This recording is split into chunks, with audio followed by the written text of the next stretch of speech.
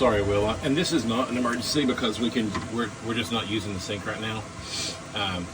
But where that metal goes, where the PVC goes into the metal drain, it doesn't drip from there, unfortunately.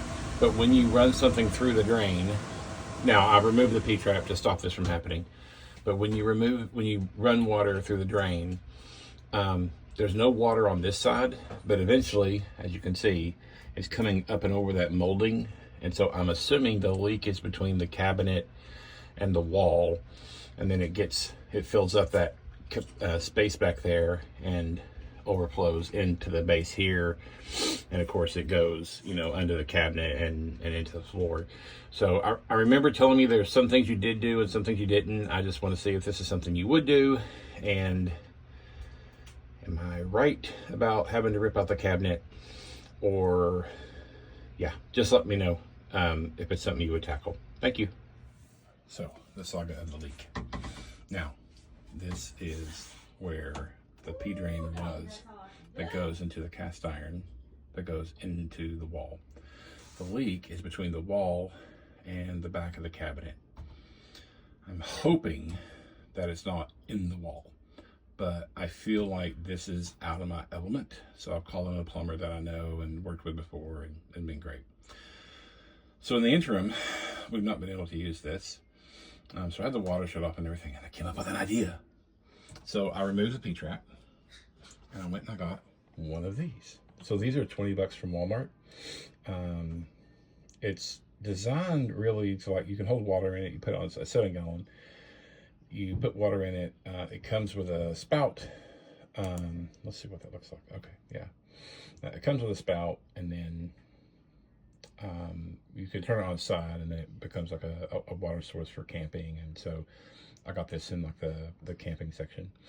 But I just took the lid off, grabbed a funnel from, and I did the funnel because the distance, let me see if I can do this real quick. The distance between, there's supposed to be a magnet on this. The distance from the end of that downspout, well, it's not a downspout, but my concern was the water would spray out and not go in the hole. So I grabbed a funnel, just a real small one, and most importantly, it's when it's full and I start to slide this out, then the funnel can just tip. This is tricky, but the funnel can just tip. Of course, an alarm goes off. But my point is, we can just tip this, and then, when I'm putting it back, so let's say I've gone and emptied it, whether I pour it down the toilet or I don't know that I'll pour it in the yard because it's going to be dirty dishwater. Then it's set. And so what we're going to do is we're going to use, of course, paper plates and plastic utensils and stuff like that to minimize the amount of dishes we have to wash, because we cannot use the dishwasher because the dishwasher drains over there. And yes, those are some nasty pipes, because I'm putting money on that being drained out or whatever. But anyway, it's not important for this conversation. So, because we want to limit the amount of dishes we're doing, this is just a 7-gallon tank, and we really should not be going through that much water. It's not like I'm my daughter taking a shower. We just need to, if you cook an egg or something like that, you just need to rinse it out real quick. And so, yeah.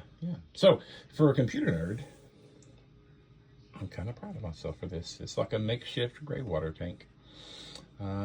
So maybe watching all those converting a cargo trailer into a camper paid off. Right.